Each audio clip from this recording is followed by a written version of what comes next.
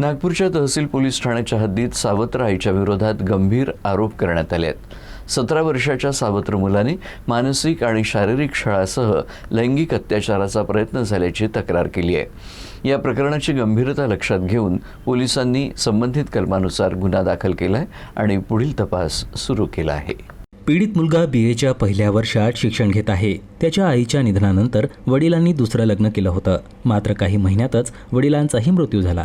त्यानंतर नातेवाईकांनी मुलाच्या संगोपनाची जबाबदारी सावत्र आईकडे सोपवली. पोलिसांच्या माहितीनुसार काही दिवसांनी महिलेच्या वागण्यात बदल झाला. तिनं मुलावर शारीरिक संबंध ठेवण्यासाठी दबाव टाकण्यास सुरुवात केली. मुलानं विरोध केल्यानंतर त्याला शिवीगाळ, मारहाण करण्यात आली. तसेच खोट्या गुन्ह्यात अडकवून तुरुंगात पाठवण्याची धमकीही दिल्याचा आरोप आहे. या प्रकरणाला कंटाळून मुलानं आपल्या मावशीकडे जाऊन सर्व हकीकत सांगितली. मावशीनं संबंधित महिलेला याबाबत विचारणा केली असता तिने त्यांनाही शिवीगाळ केली. त्यानंतर मावशी मुलाला घेऊन तहसील पोलीस ठाण्यात पोहोचली आणि तक्रार दाखल केली. मुलगा अल्पवयीन असल्यानं पोलिसांनी संबंधित कलमान्वये गुन्हा दाखल करून पुढील तपास सुरू केला आहे.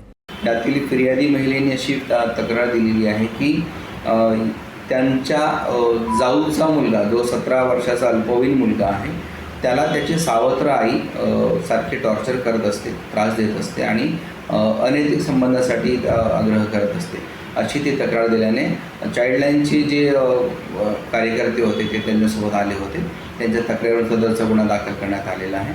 यामध्ये नेमकं एक्झॅक्टली काय आहे याबाबत आम्ही PSI पल्लवी गोसावी या तपास करीत आहे.